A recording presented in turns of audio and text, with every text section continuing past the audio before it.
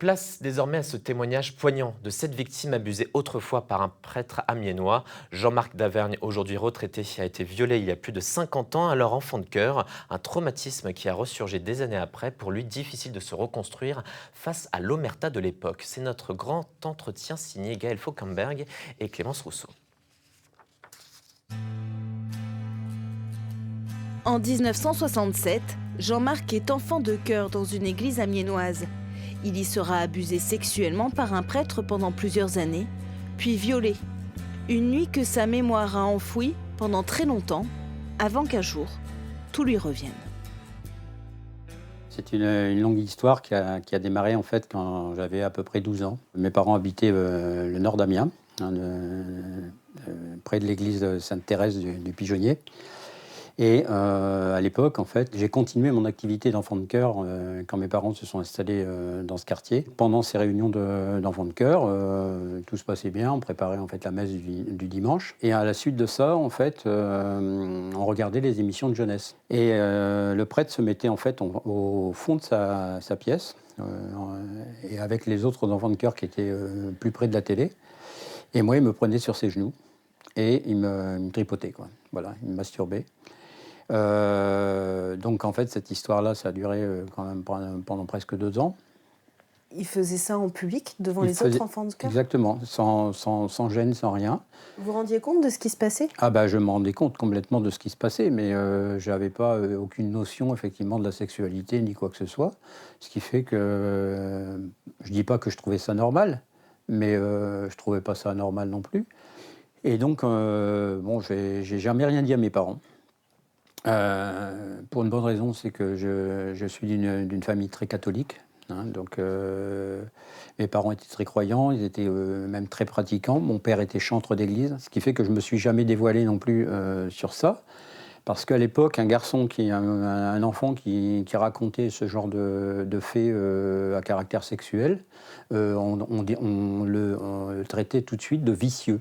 C'était, pour les parents, c'était vraiment, c'était nous qui étions vicieux en fait en ayant des mauvaises pensées. Donc ces abus avaient lieu une fois par semaine pendant 2 ans?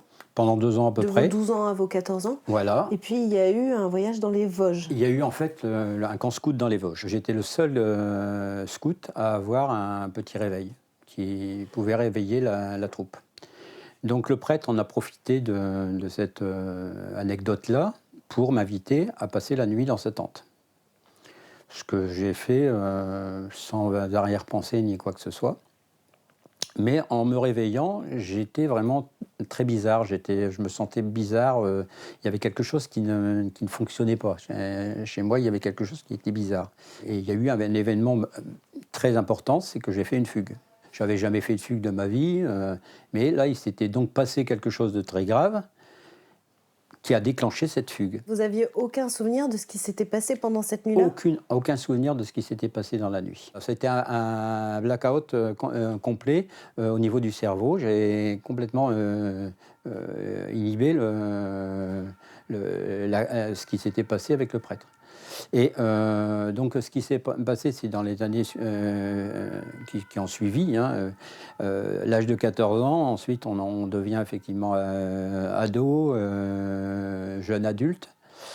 Et dans cette vie de jeune adulte, en fait, j'étais très, très attiré par le sexe, en fait. J'étais devenu un marivolage et j'ai eu pas mal d'aventures. Vous pensez que ces abus que vous avez enfouis en vous-même se sont finalement transformés en un appétit sexuel une fois que vous êtes arrivé adulte, en fait, Complètement, vous êtes devenu adulte. complètement. Et à quel moment dans votre vie d'adulte vous vous êtes souvenu de ce qui vous était arrivé? En 2002, j'ai fait une grosse dépression, en fait. Et pendant cette période-là, effectivement, à un moment donné,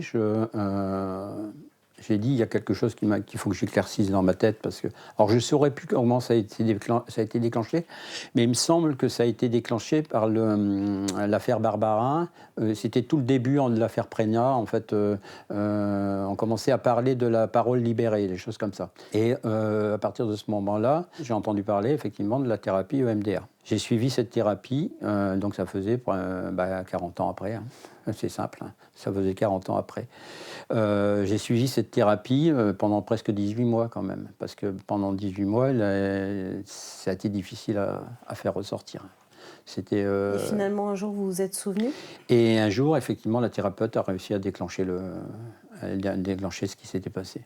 Et là, je peux vous assurer que, franchement, vous prenez ça comme si on venait de vous violer, quoi. C'était vraiment... je revivais la scène, quoi.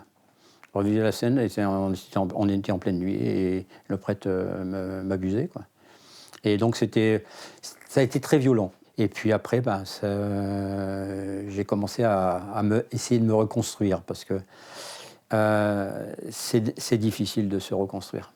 Est-ce que vous pensez que l'Église était au courant de ces agissements, de ces Oui. abus que vous avez subis? Oui, je pense. Je pense que l'Église était au courant et qu'en fait, elle fermait les yeux. Aujourd'hui, ce prêtre, il est mort. Oui. Vous n'avez donc pas pu porter plainte, car les faits à l'époque, quand vous vous êtes rappelé, c'était prescrit.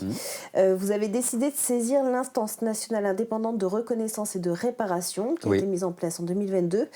Est-ce que vous pouvez nous expliquer à quoi sert cet organisme et surtout ce à quoi vous avez eu le droit? Alors en fait, cette instance, c'est une instance qui est chargée d'abord de reconnaître les faits, bien sûr avec vérification, et ensuite de déterminer lors d'une commission du niveau d'indemnisation. Vous avez eu droit à quelque chose, vous? Alors j'ai eu le droit à 31 000 euros, effectivement. Alors, comme j'avais dit aussi, c'est que les 31 000 euros, c'est une somme importante, mais qui ne sera jamais à la hauteur de ce que j'avais subi. Voilà, c'est ce que je leur ai dit, et ils en étaient complètement conscients. Vous pensez qu'on peut se remettre de ce type d'abus? Je pense que non.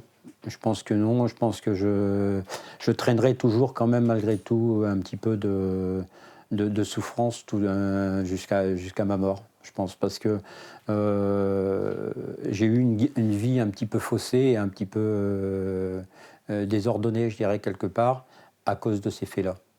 Est-ce que vous êtes heureux aujourd'hui? Ah oui, parfaitement. Parce que nous avons un beau projet avec ma compagne de monter gîte et champ de Brodotte en Bretagne. Dans un deuxième temps, je vais être aussi à nouveau grand-père une 4e fois, au mois d'avril prochain.